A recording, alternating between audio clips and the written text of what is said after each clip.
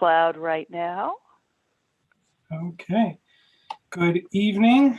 I'm calling this special meeting of the Town of Thompson Planning and Zoning Commission Subdivision Regulations Review Subcommittee meeting to order. It is 7:00 p.m. on Tuesday, July 6th. We are meeting via Zoom. I am Joseph Perotti Brown. Mr. Krogel. Good afternoon. Mr. Hill. Indeed, Mr. Perotti. Yep. Mr. Santos. Hello. Yeah, present. Thank you. And so we will continue with our review of the subdivision regulations. You guys are superstars. All right, let me pull it up, and hopefully we'll get the other guys in here shortly.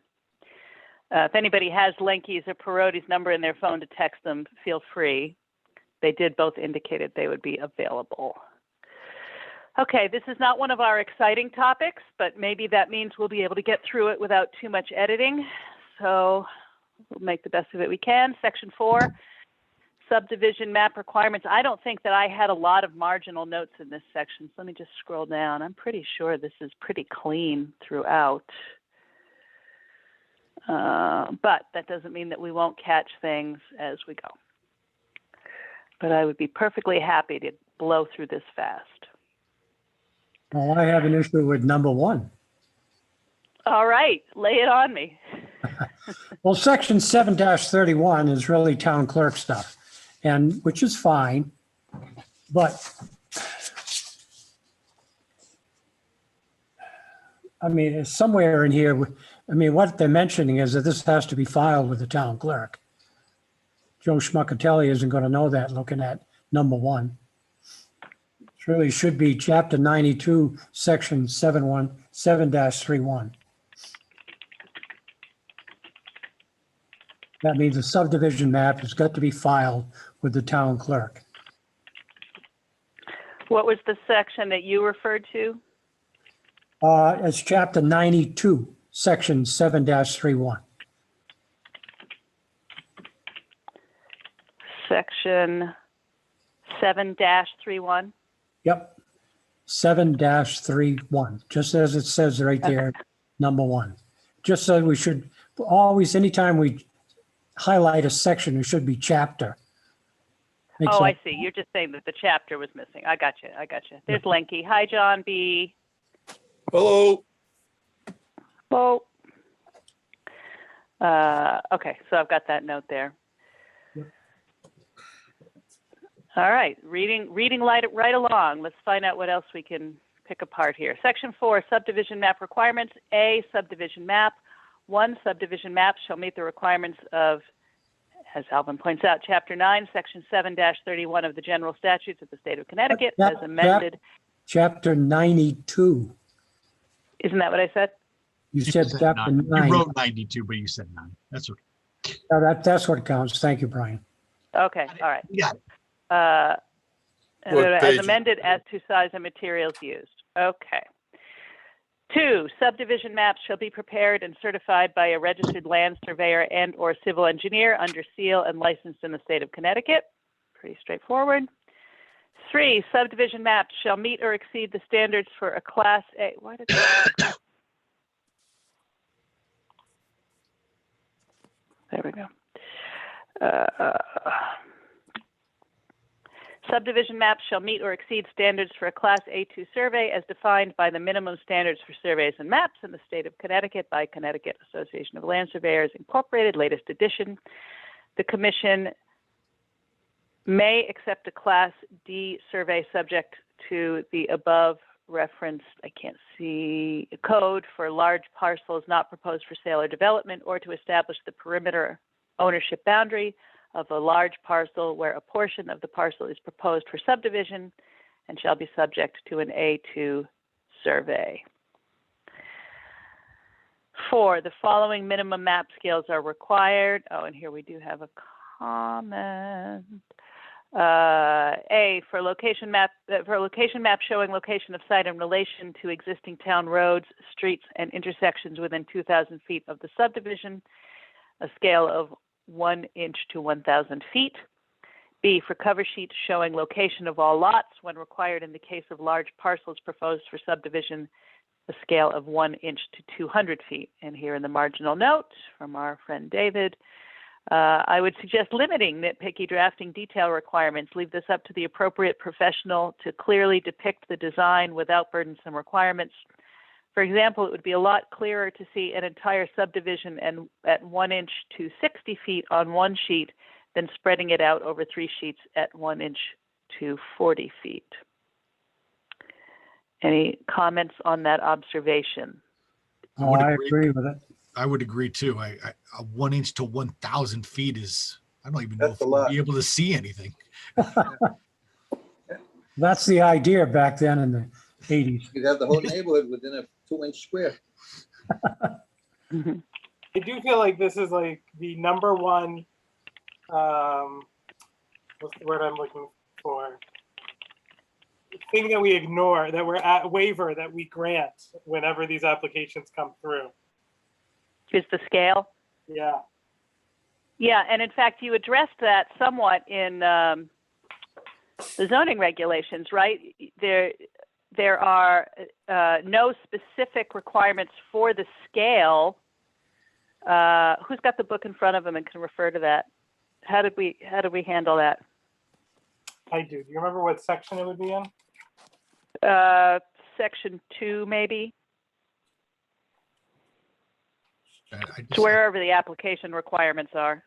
Yeah.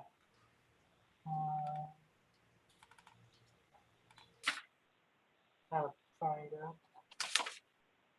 Discuss amongst yourselves. Sure, sure. I'm typing my little marginal note in here. Try to align to. Yeah, it says scale maybe 1 inch to 20 feet, 30 feet, or 40 feet, depending on the site, and legibility of the plan is determined by the preparer. Okay, so yeah, refer to legibility. And I will say for scale. a cover, like a full subdivision map, 1 in 20 might be too big, but the verbiage that Joe just read is probably fine. I mean, you could say 1 in 20, and as long as they're following the rest of that, it would make sense. Okay. All right, I think I can work with that.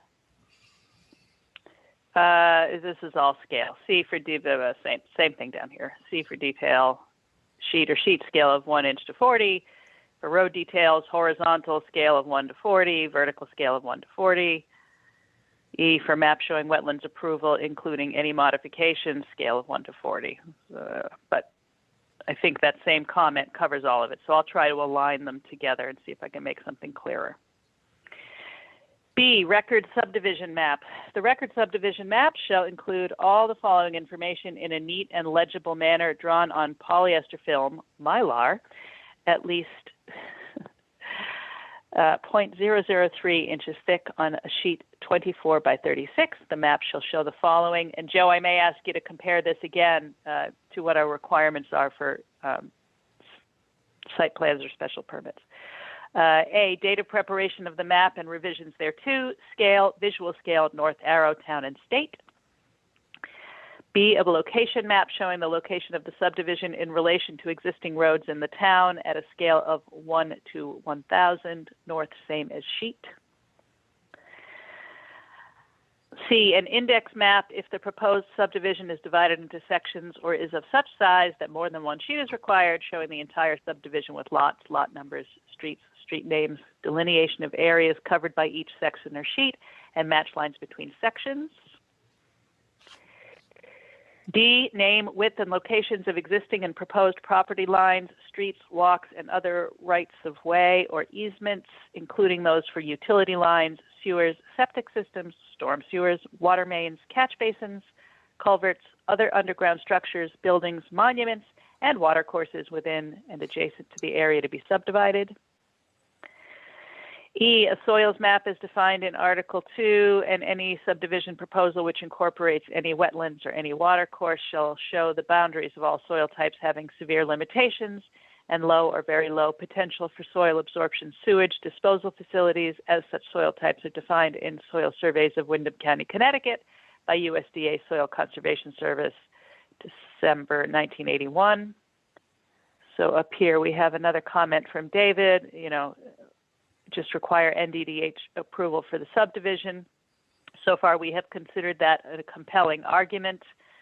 Does that compelling argument carry over to this item, or is it of interest to the commission to see those soil types? I mean, I guess the follow-up question to that is, to what purpose would the commission put that information if you want it? Discuss?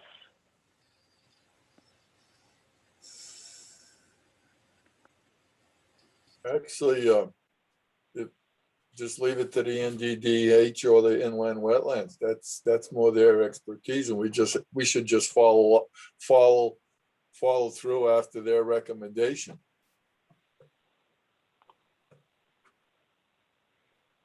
Does everyone agree that that is a compelling reasoning?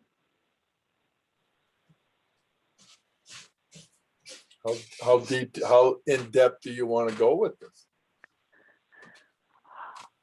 I want the commission to go as in-depth as is useful to them, So but no further than is useful to them. right. So if NDDH and inland wetlands all gives the okay, is there any, I'm just trying to think this out, is there any reason that information there would affect our decision?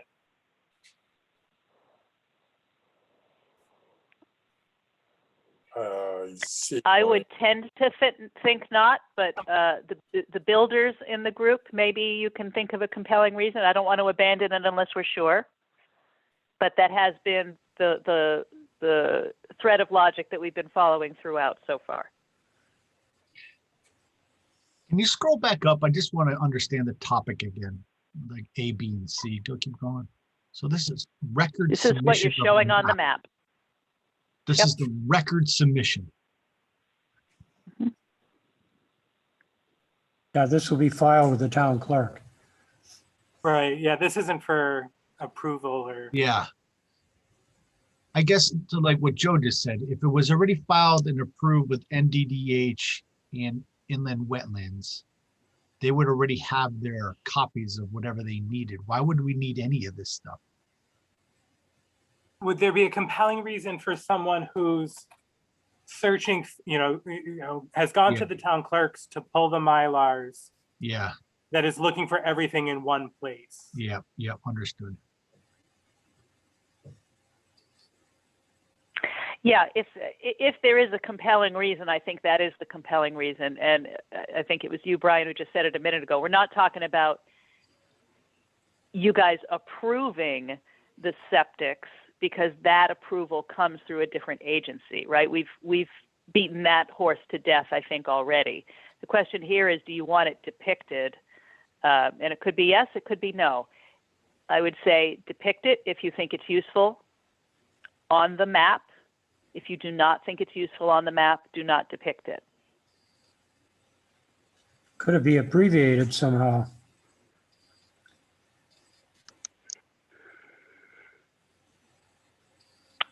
Like how do you think? A soil, a soils map.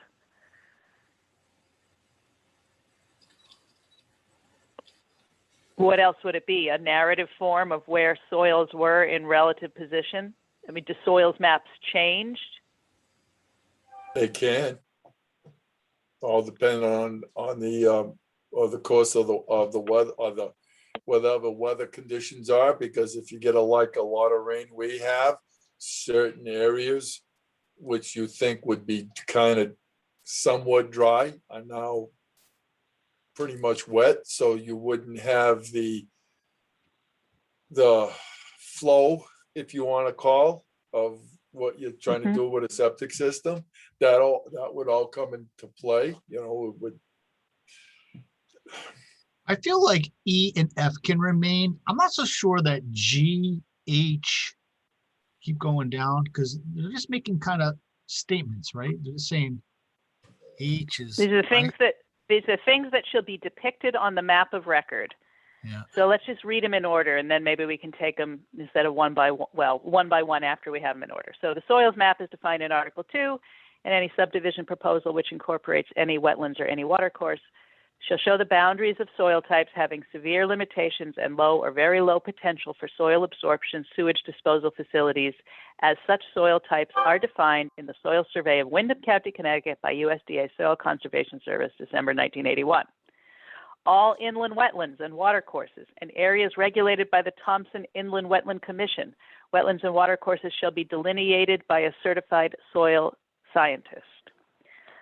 On a soils map as defined in Article 2, all areas of severe slope exceeding 25% and all areas of shallow depth to bedrock, 20 inches of consolidated till or less above bedrock shall be shown.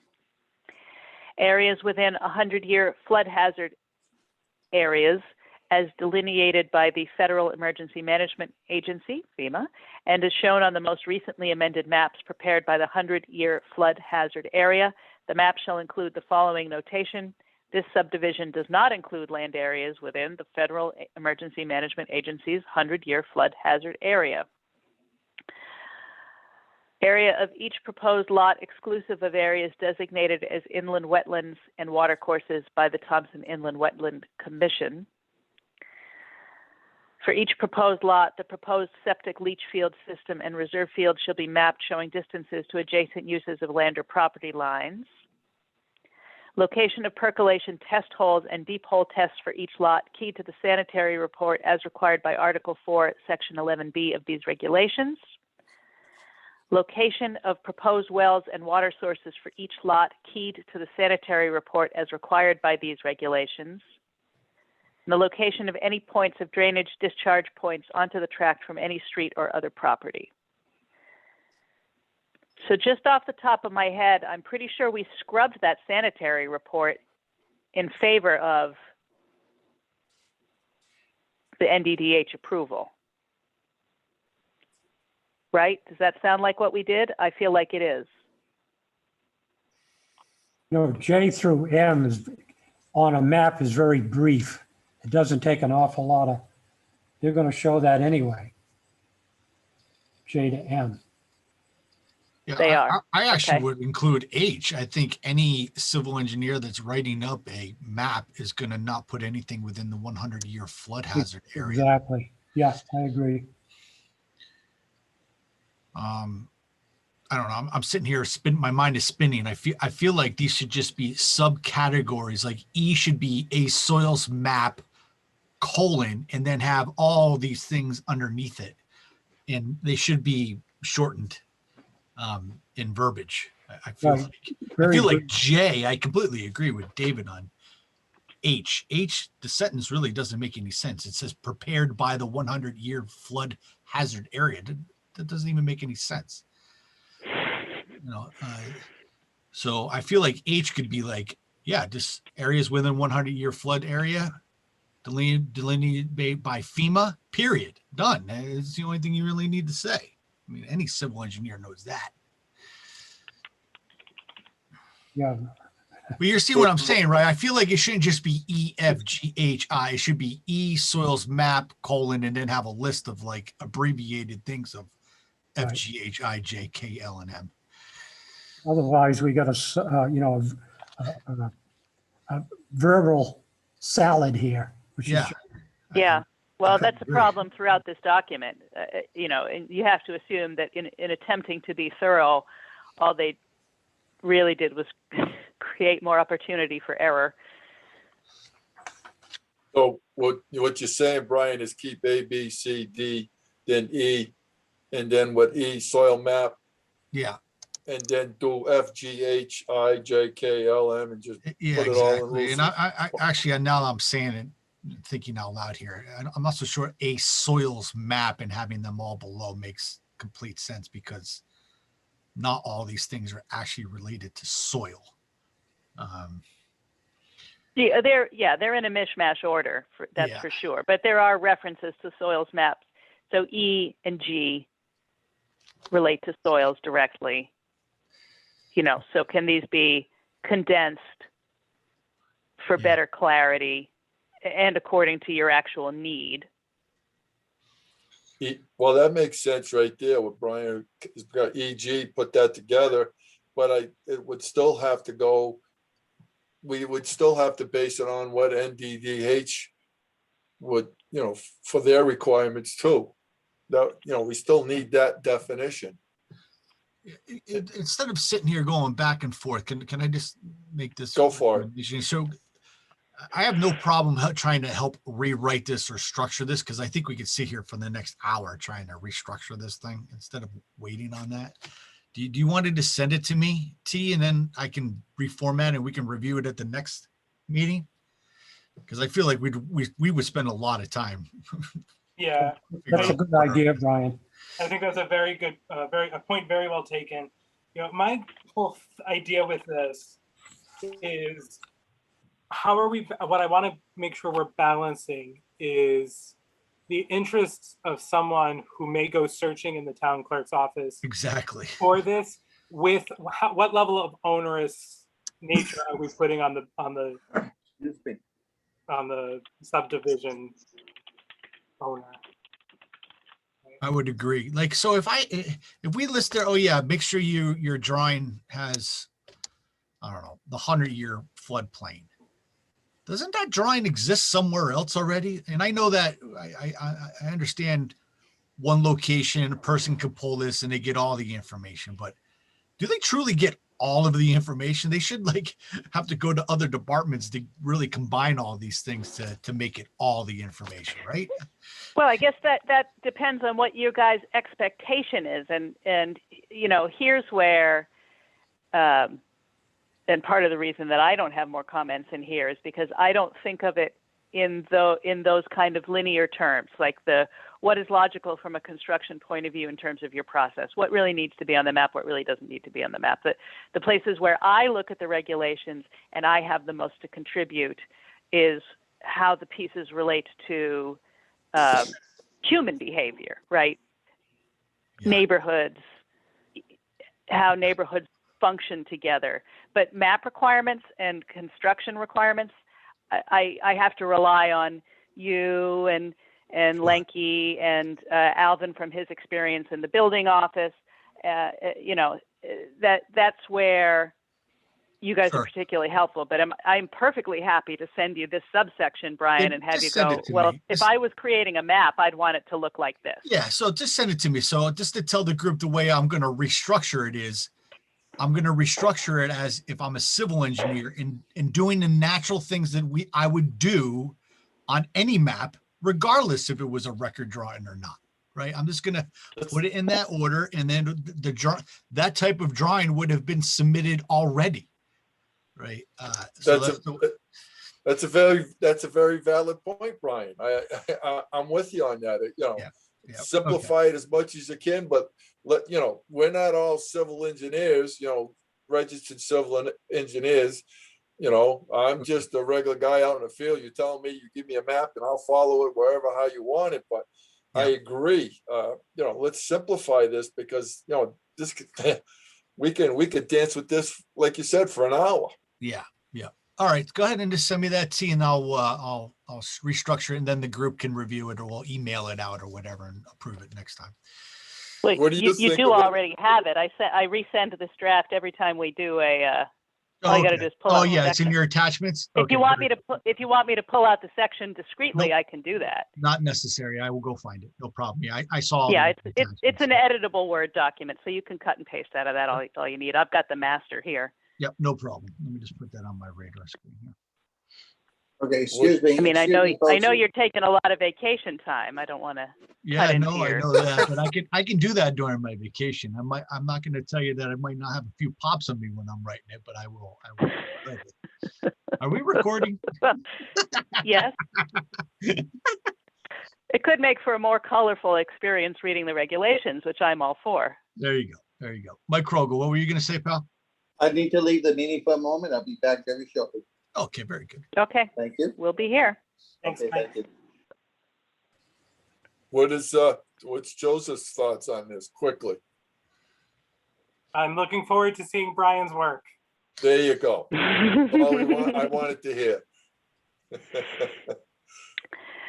So let's breeze through a little more quickly then on some of this stuff instead of reading line by line, and just hit where we've got comments, most of which come from Dave Held, who is looking at these as a civil engineer, right? So let's see, under this item, property ownership information as follows. He's flagged item C, existing property lines within 500 feet of the perimeter boundary of the area to be subdivided, and the approximate area and dimension of adjacent tracts.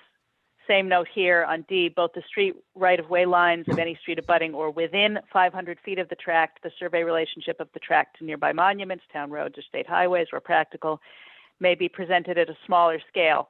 So essentially, same question here, why 500 feet? I think Janet echoed a similar question in terms of notification of abutters.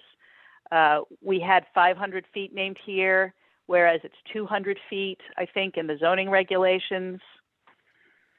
Is there a purpose for them being 500 as opposed to 200?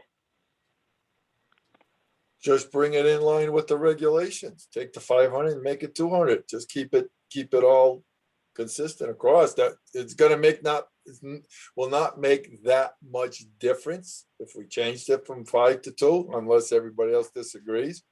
But at least it'll be in line with the regs. 200 feet in the assessor's office, everything is, all their maps are rather 200 feet. So let's be consistent. Right, instead Would of you agree 500. to that, So, Alvin? so my only combative response to that would be, this is a subdivision which is much larger.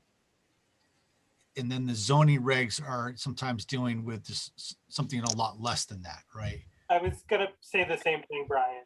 If you have a large subdivision, Yeah, this could have larger impact than something that is going through the zoning regs. yeah. So if it But was by the much same larger, I token, would say a large double the number. subdivision Yeah. would have more abutters within that 200. So you're still hitting a larger swath of people. I'm not saying either is correct or incorrect. I don't know. You guys can discuss this. I'm in favor of leaving it at 500 just because this is a large subdivision. I understand that the scale of the subdivision will hit more people. If it is 200, I can understand that. But this is a large item, so I think we would tell more people about it, and hence would require a 500-foot radius. Yeah, I'm thinking traffic effects could be greater, and those I think would expand farther. I would be in favor of staying with 500. But a 3-lot subdivision isn't exactly large. Drew, I'm willing to just say 200 and just double it for 400. I mean, I don't know really what that makes of a difference at this particular junction, but because I think a lot of people would probably say the same thing, that they would want to know about roads and stuff like that. You're affecting more people. Is it really going to make that much of a difference? I don't know. I'm just speaking for just at a general concept that it makes sense to me that way. I agree with Alvin. Does a 3-lot subdivision, does that equate to a large subdivision? I probably say no, but I don't know. They could be 30-lot subdivision, which Right. I would want people to have that chance to talk about it and understand what the traffic patterns are, and we should try to reach more people. But I don't know. We're dealing with the word subdivision, and that means 3. It could be 30. It could be 10. So Yeah, but when you go down, just go down to like, you're like H, I, and J. There it is right there. To me, it gives me a little bit different. But we only care if land trust preserves town open space, parks, and playgrounds are within 200 feet.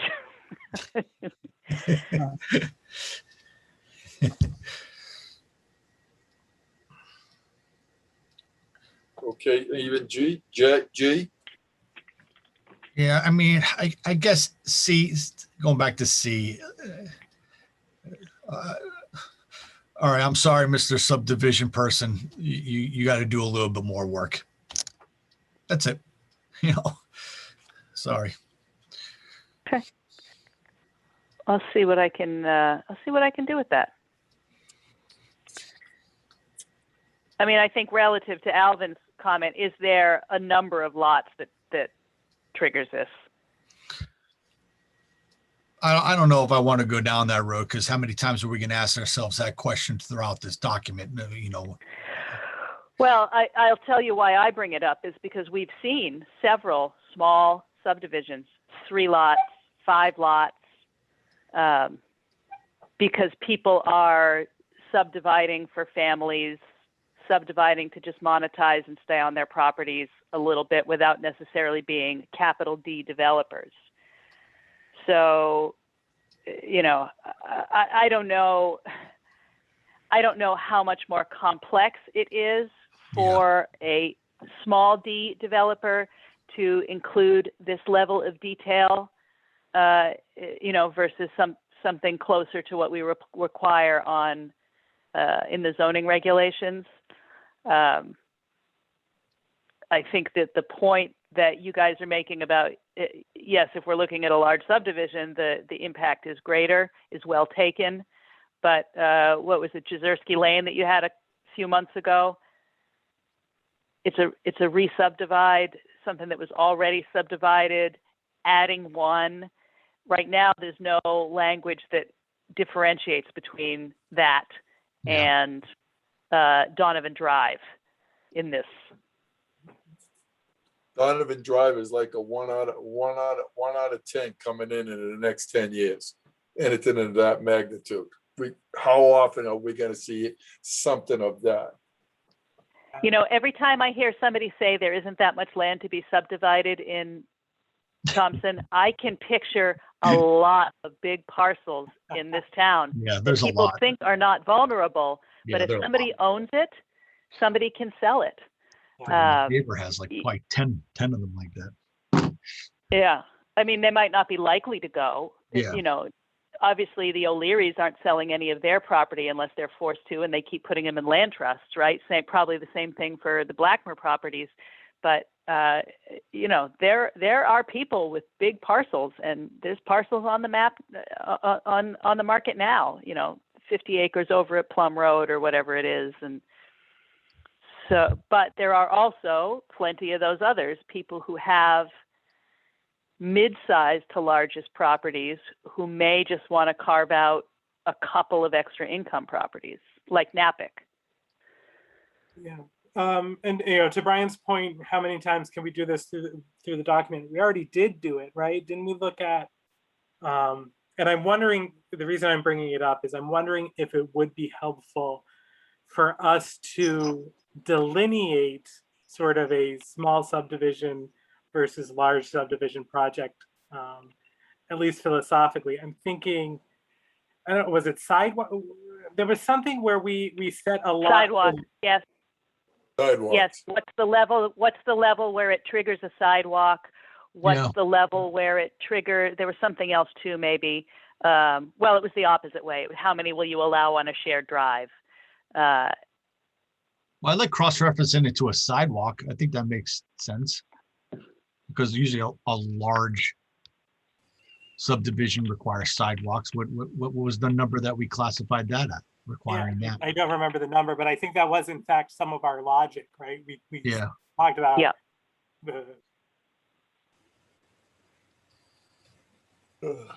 You just muted yourself, Joe. I had finished my thought. Oh, it sounded like you had more to go.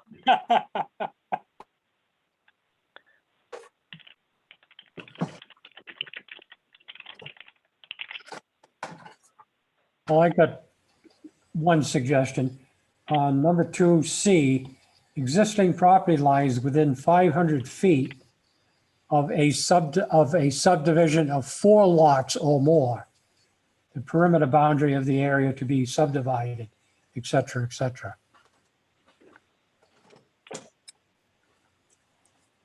because that's the first time we're talking about 500 feet.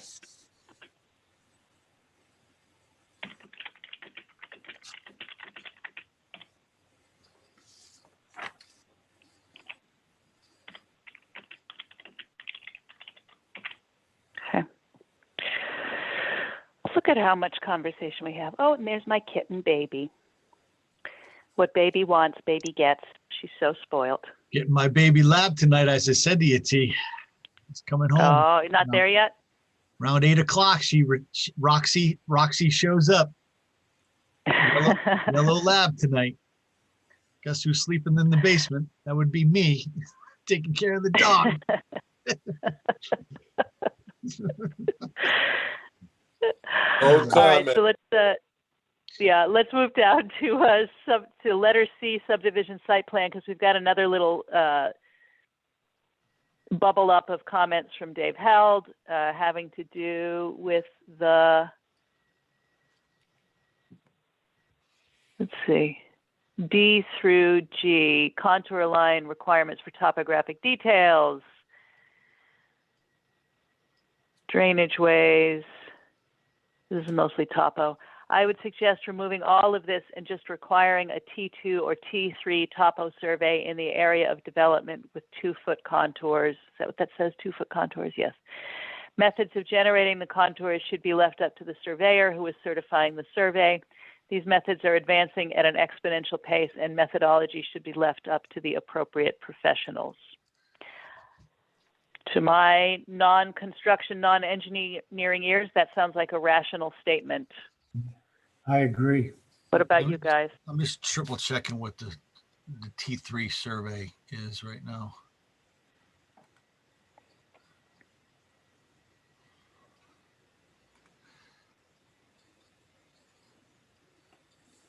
think that would align with the zoning regulations.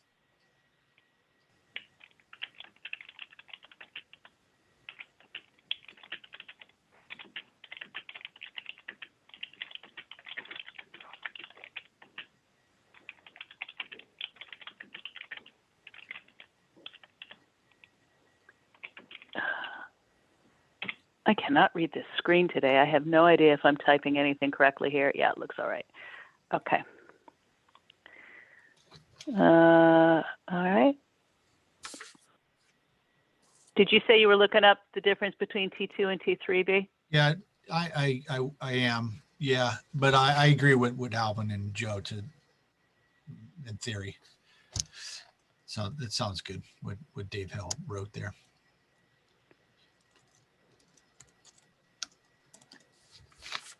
And all this other stuff. And I have no comments on any of this stuff that were submitted by Dave or myself during my first read through, or Janet or anybody else. So I'm going to scroll down, because I think this is a long section that probably is one of the less complicated ones in some ways, although it still may need language tightening up. All right, so let's look at this. Look, whatever this is, we've got requirements down to double J. Subdivision site plan, GG requirement, any work required on existing streets. Oh, I'm sorry, I was looking at a different one.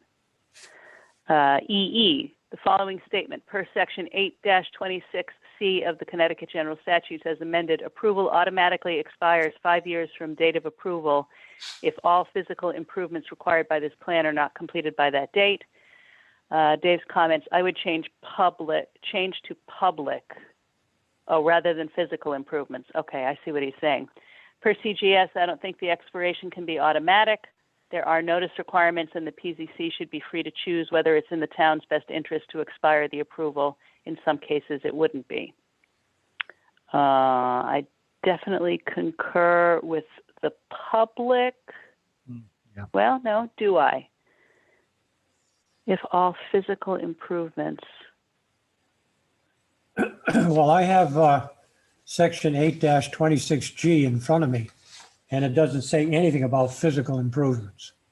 It's 26C, Alvin. Oh, C. Oh, sorry.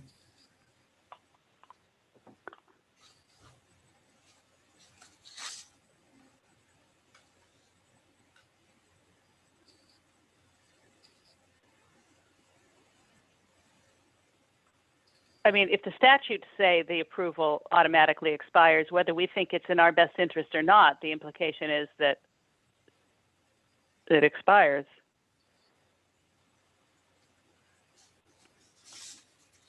But Dave is saying that it does not say that there is an automatic expiration. It does in 8-26G. Does or does not? It does. Let me read it. Commission endorsement of approval on the plan shall state the date on which such 5-year period expires. I mean, that's pretty conclusive. It's 826G, right? Alvin, What's that? 8-26G. 8-26G. Commission's endorsement of approval on the plan shall state the date on which such 5-year period expires, period. What is in ours, it says section 8-26C. What does it say under C? I don't have that in front of me, just G. Okay. But I can't imagine the same physical improvements.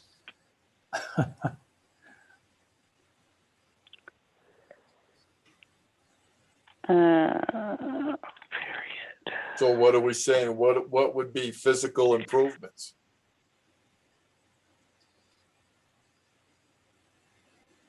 Yeah, I mean, physical improvements does seem too broad, right? Because Well, exactly. Yeah. I mean, he could have come in. We could, approve it, whatever. And 3 years down the road, he hasn't even touched the place or whatever. There's no physical improvement there. He went in and blew out a road, the first year, and then didn't do nothing for the second year. And then the third year, he started cleaning the lots or something. Okay, that's physical improvements. But to me, physical improvement, that's very big right now. It doesn't. It I actually don't know. does. What do you think, Brian? What 828, I was just looking up 8-26C since Alvin didn't have it. And I found it. It does say physical improvements. Okay.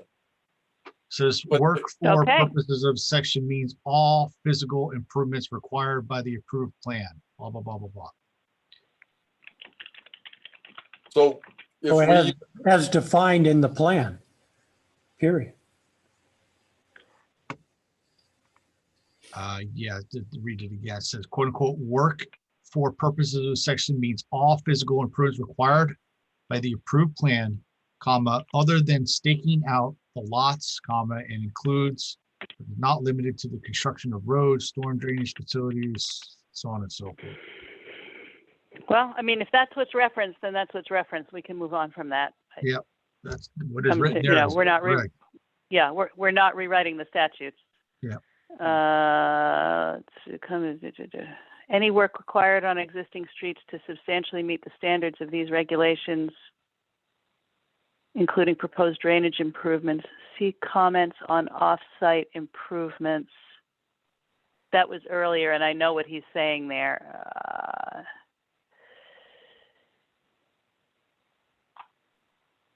I think it may become moot as we have changed it.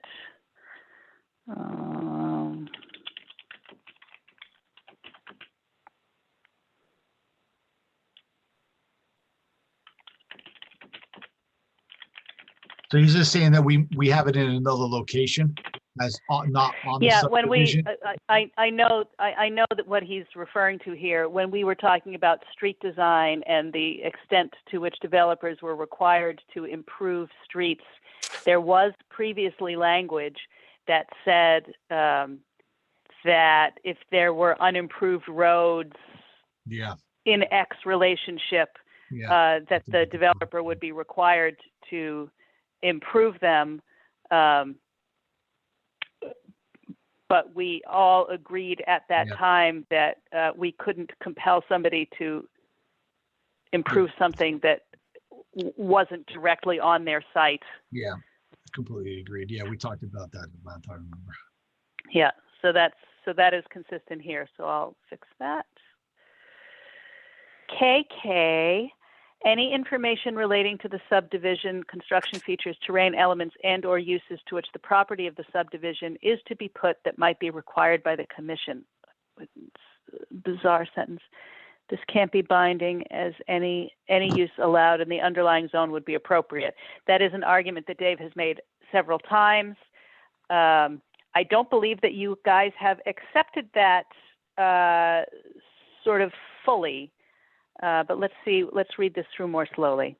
And this is, again, things that are required to be on the site plan map. Any information relating to the subdivision, construction features, terrain elements, and/or uses to which the property of the subdivision is to be put that might be required by the commission.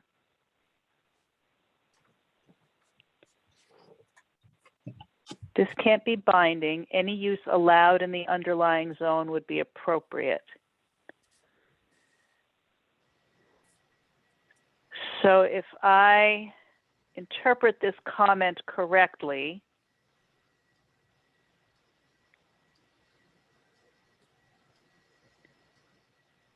it seems like David is implying, oh, it's right on the tip of my tongue. It's dancing around here. What is he trying to get at here? Might be put that might be required.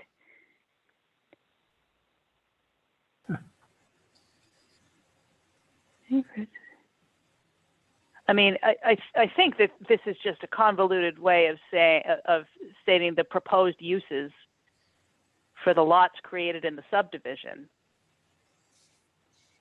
which is a simple statement.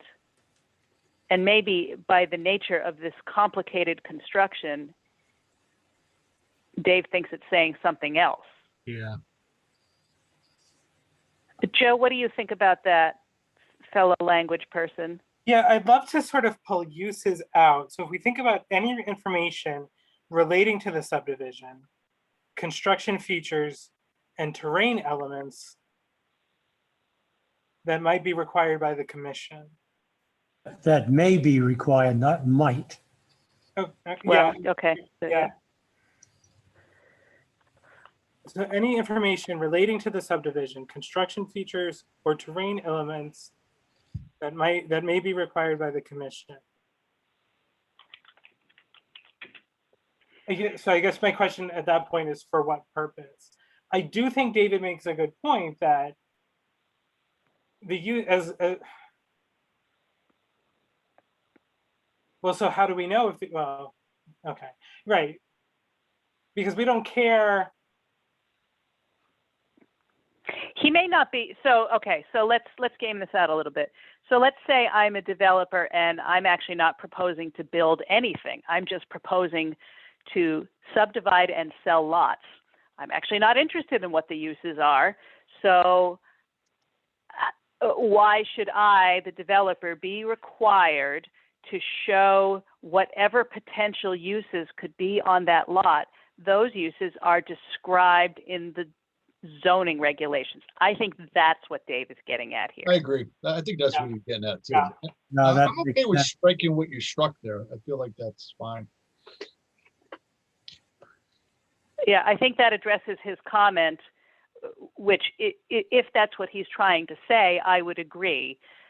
You know, you're only describing the uses if you are also building the structures. If you're just, let's say it's in a district where mixed uses are possible, where you can have residential next to retail or whatever, which we now have, you know, a handful of districts where that's possible. The developer could just sell them as he feels appropriate, as he gets the opportunity.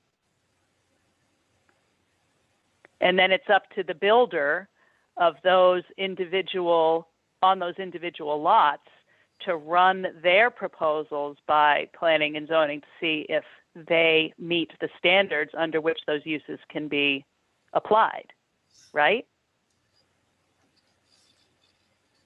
I would I agree. have a suggestion, Tira.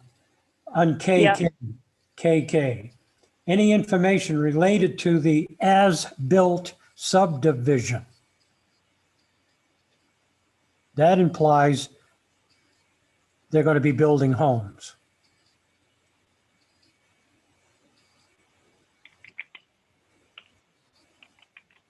Then it would need location for wells, septics, etc. And everything else all the way down to RR.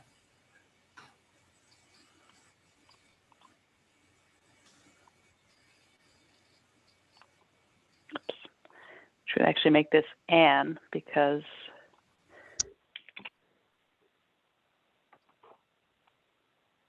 that's exemplar rather than declarative.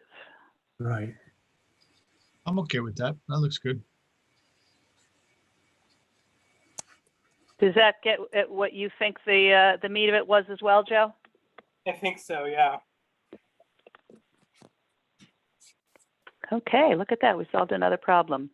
LL, location of wells and septic systems with their appropriate and respective arcs of influence on the terrain. Civil engineer says, what's this? I don't know. I would just say appropriate, respective, delete arcs of, to say respective influence zone, and delete on the terrain. Yeah, strike that.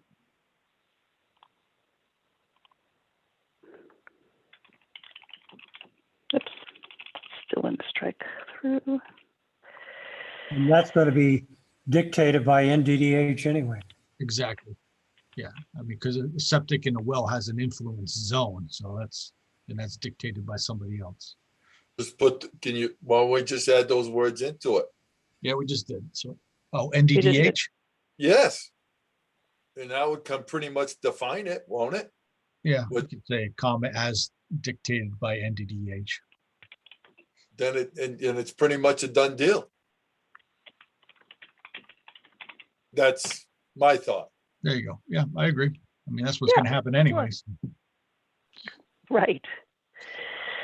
Okay, down to PP. Narrative description and or graphic illustration of any proposed energy conservation measures to be realized through solar site design techniques to include house orientation, street and lot layout, vegetation, natural and man-made topographical features, and protection of solar access within the subdivision. Our friend Dave, nobody builds passive solar houses anymore. Modern building codes include energy efficient requirements.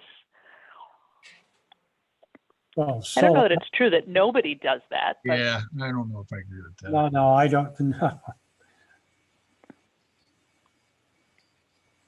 So what are Brian and you and Alvin saying? Oh, I feeling. think we're saying, sorry, Dave. Yeah, I say not this sorry. I time. just leave it. Yeah, I leave it alone.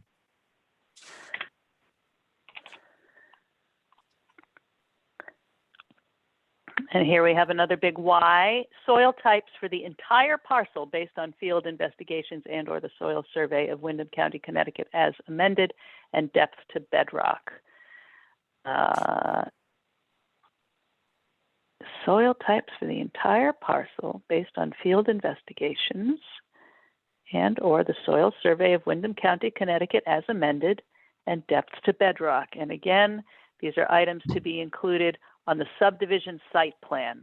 Well, Yeah, I don't know if you'd have to say by field investigation. I think you just strike that. You could just say by the soil survey of Windham County, because they're going to give you the same results anyway. So just strike that on field investigation. There you go. depth to bedrock, I mean, the well company is going to know that. Yeah, I don't see why that's So helping. you do not need to know that. Oh, I don't think so, unless you're building No. a skyscraper.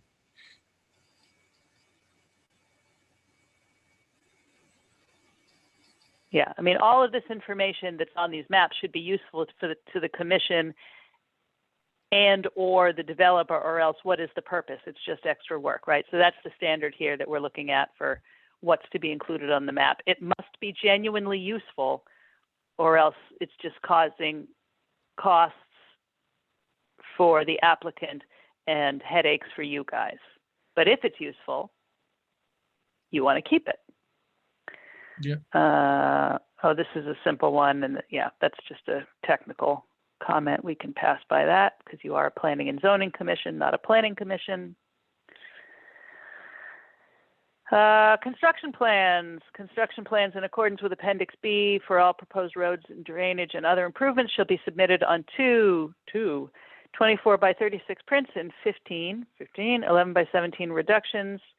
This comment is from me. This is based on everything being on paper all the time. You know how I feel about that, and I would suggest aligning that to the zoning regulations. Agreed. Which is having a minimum number of paper copies, and then if commissioners would like to request additional paper copies, they may. Here's another thing about scales. We generally agree with this issue about scale, right? Right. Yep, okay. Yep. Consistent, we'll stick with that. Yep. Profile draw, okay, which one does this relate to? Profile drawings and elevations shall be based on official town, state, or United States Geological Service topographic benchmarks or other permanent benchmarks used shall be noted on the plan. Dave's comment here, most people derive this from GNSS observations now, not physical monuments. Brian, Yes, John? yes and no. Yes and no. What was that again? Tara? I'm sorry. It's okay. So the statement in the subdivision regulations is profile drawings and elevations shall be based on official town, state, or United States Geological Service topographic benchmarks or other permanent benchmarks used shall be, well, that's a weird sentence. Yeah, I think it's as written is fine. It's almost fine.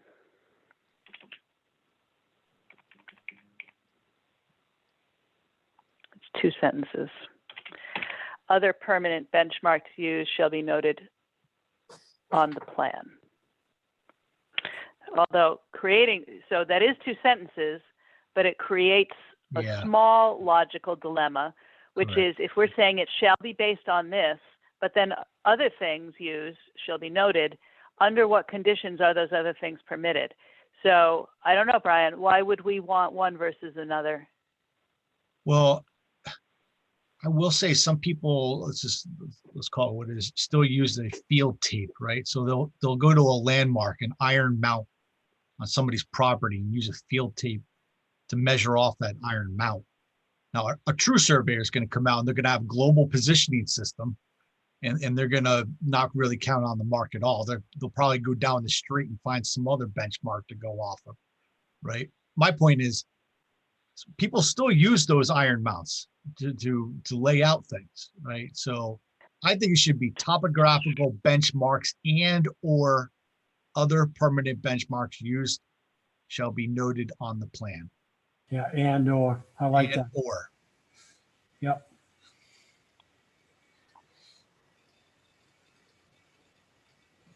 There's still something weird about that sentence, but I see what you're saying.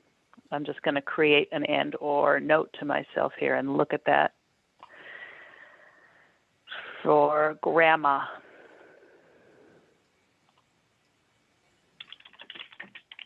Grandma would approve. Profile drawings shall be based on official town, state, or geological service topographical benchmarks and or permanent benchmarks used shall be noted on the plans. Based on official town or state geological service topographical benchmarks.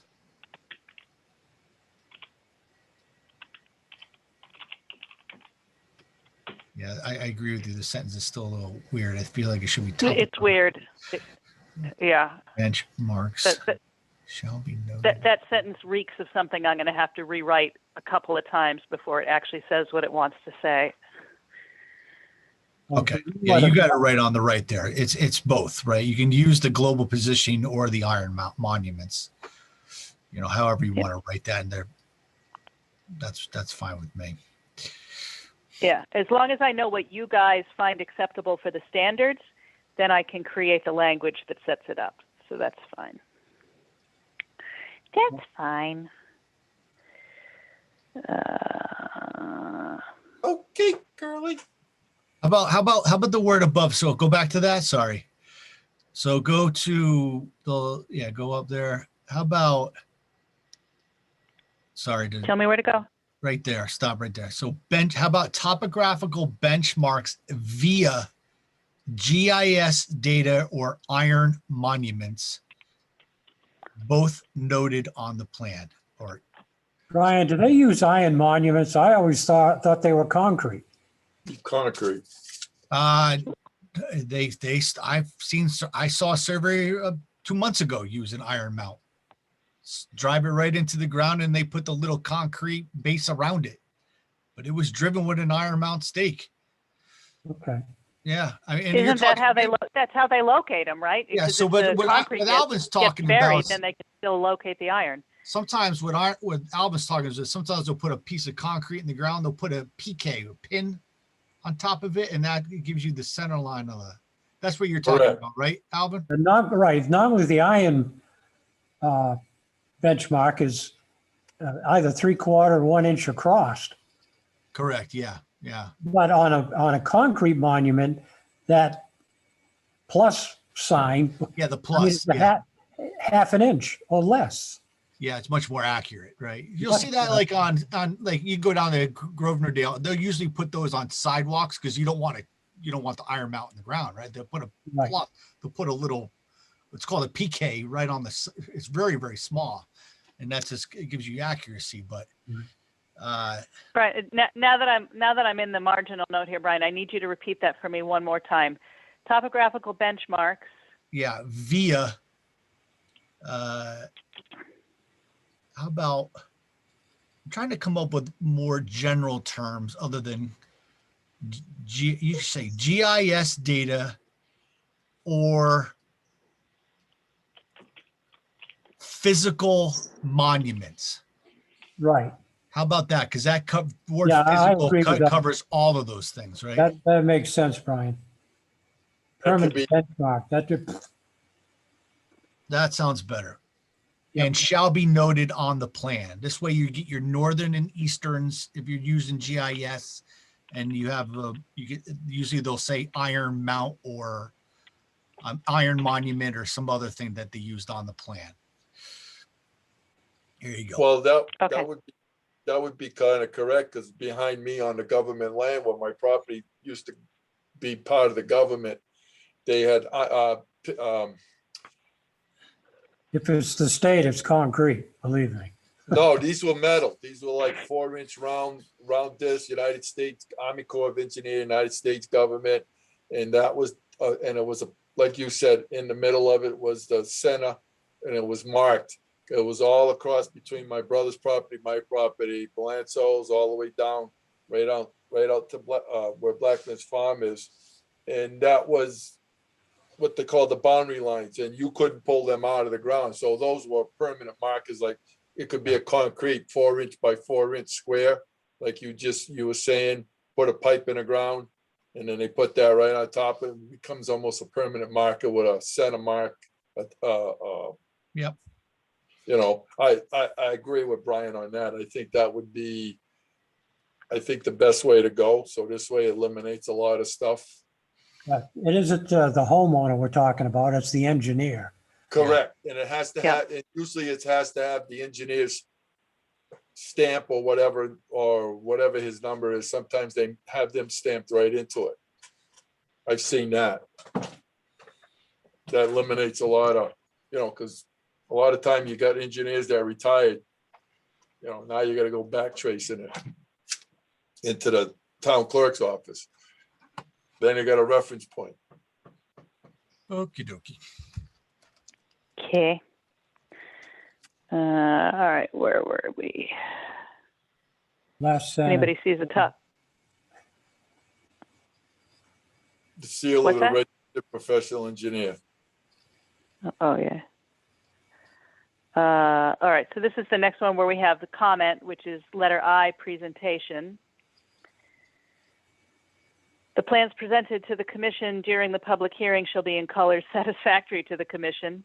colors satisfactory to the commission, clearly showing the proposed improvements, roadway and drainage, wetlands, areas of sloping over 25%, open space areas, and other distinguishing features of the site or the proposed work.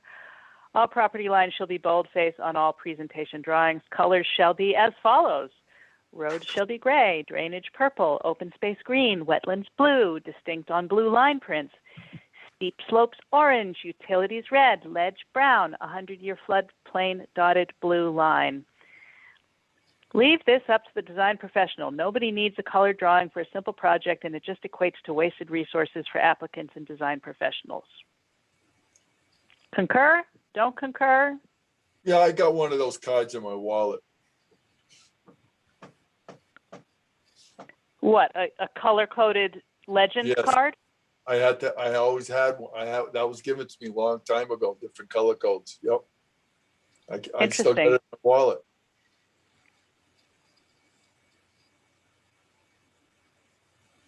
But that's I don't know. I feel like you guys, of course, we haven't seen subdivision plans for the most part, but I feel like you guys do not generally see plans in color.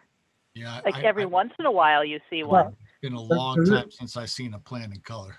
part of that is legally as well, because a lot of these colors would all, I mean, if you photograph it, making a copy of it, it's all going to be black. By having colors, we know it is an original. It's not a copy. correct. Well, you don't really know that though, because I could take a plan upstairs and copy it on the large format copier in color. Color is not a delineation of wet ink. Oh, maybe I'm dating myself. Well, it at one time it was for sure, but color copy technology. I mean, I used to run color large format copies in the 90s when I worked for Kinko's. I mean, that's been around a while. Yeah, it's been around. You're right, but I mean all that does is it gives the Now, color that code. doesn't mean that you can't require it. I'm just, if you want it, I'm just observing that I haven't seen anything with more than rudimentary color coding on it in quite some time.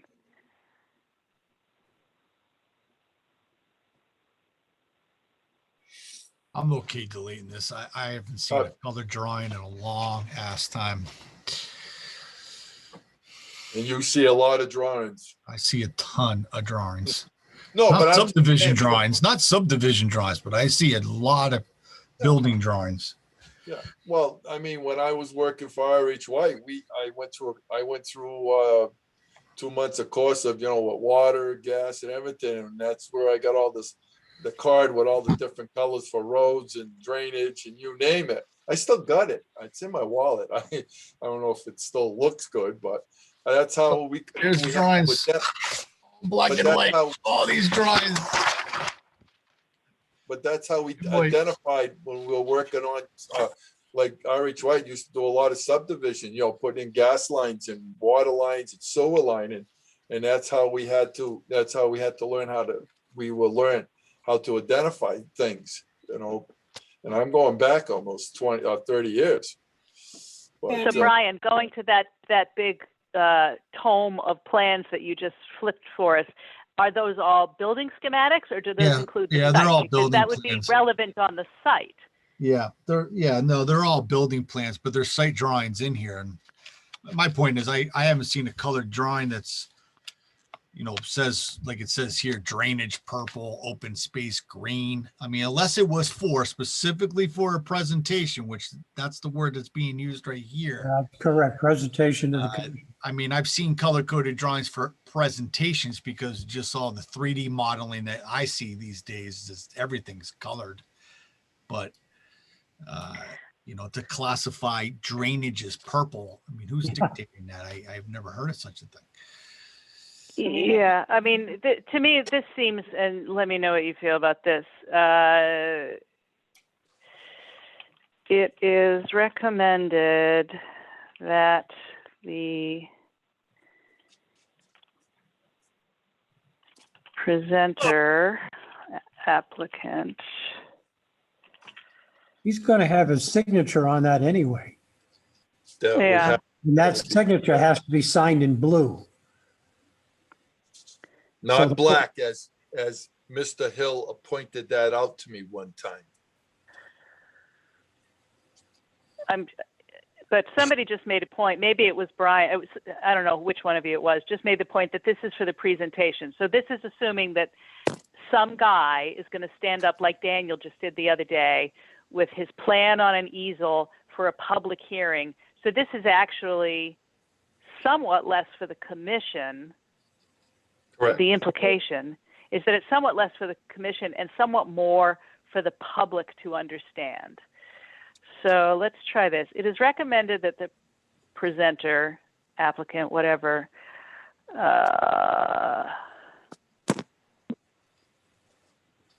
use in the public hearing a copy of the plan. There it is. My card I just dug out of my wallet. It's not your Sorry. map of the T? No, A copy of the it's a card that was given to me for, for all utilities, and, it says electric, gas, oil, steam, communication, portable I've seen water, those. reclaim. Yeah. Huh? Yeah, I've seen that because that's the colors they mark them in the field. Correct. Yeah. And that's pretty much basically, Yeah, but good. I mean, I've always kept it because, when you're out digging in areas like you for construction and everything, putting up buildings and everything, you had to know just about what you would dig, where you were digging. I feel like the first thing should just be the plans presented in the commission during the public shall be in color, period. Period. Right. Simplify it. Yeah, and let the engineer decide what he wants to Yep. That's right. Exactly. highlight. So that is actually much simpler. So, Right. all right, let's try that again. The plans presented to the commission and the public at the public hearing, at any public hearing, because it's not actually clear that we're requiring public hearings. We still haven't resolved that. The plans presented to the commission and the public at any public hearing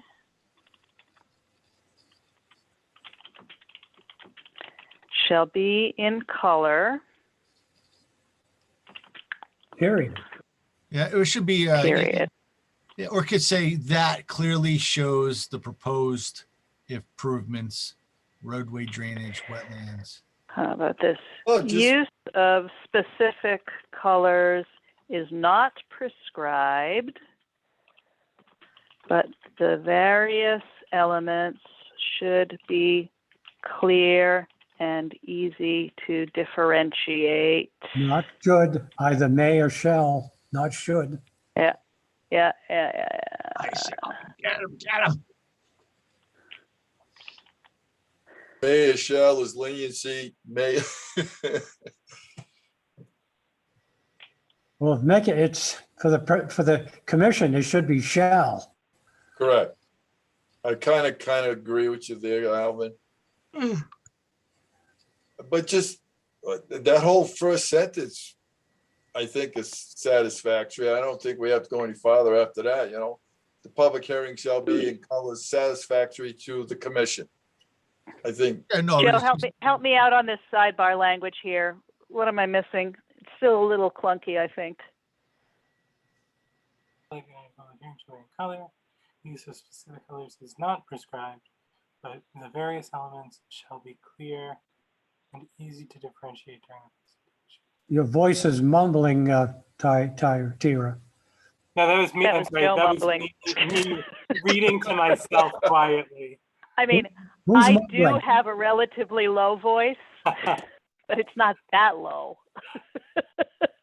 Really? The plans presented to the commission. Well, why do we have to keep that whole paragraph or something? Why don't we I don't just- think we are, John. I Well, we think it's being don't. We eliminated don't. We're by what's on replacing the it right with now. something. Yeah.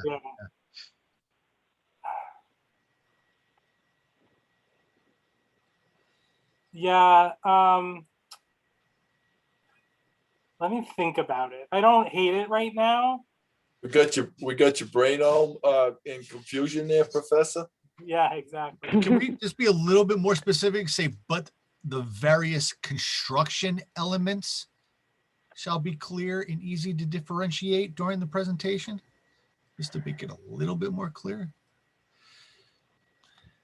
How about the various required elements? Because not all of them are strictly speaking construction, right? If Yeah, I there's guess so, topo yeah. requirements, that's not Yeah. really. Yeah.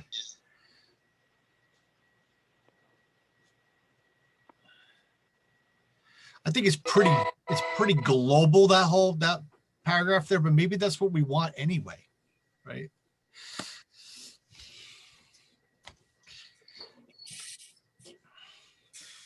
We can come back to that. I think it's almost there.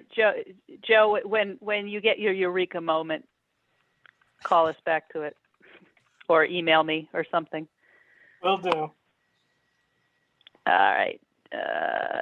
Drainage design and calculations. Wait a minute. Oh, we've just gone through the entire section that we were going to get through today. And I actually don't want to go into section 5 unless Janet's here, because she's working on the MS4 permit stuff. Nice. We finished early. Come on. Wow, that's We wonderful. appear to have, I mean, unless anybody wants, I mean, we really flew through this. If anybody had any section of this that we didn't touch because there weren't pre-existing comments on it, now is the time to call it out. I'm just lining some of this stuff up better. I gotta say, at 8 o'clock, I said to myself, wow, I looked at the clock thinking it had to be almost 9 o'clock with how much we were done. He woke up. Well, it's also a boring topic. It doesn't have the excitement of shared driveways. Jeez. This is good. I'll go play with my dog. That's good. You can go play with your dog. I can go have supper and play with my kitties. Oh, look at that. All right. I'm perfectly content to take what we've got here because I always thought this section was sort of mostly functional and just needs to have some alignment done. And I think we've covered it. But last chance. Except for what Brian has to present us. Yeah. I'll get that. Right. Give me a right. couple of days. I'll get back to everybody. Yeah, that works.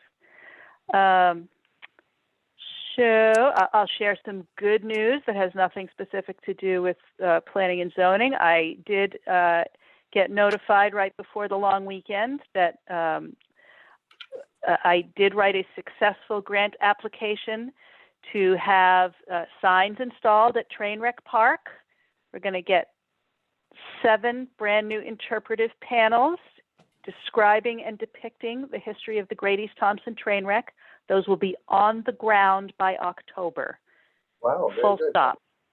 Congratulations. That's great. Nice. Good. Now, So who's going something to to look forward to. Are you going to write the information?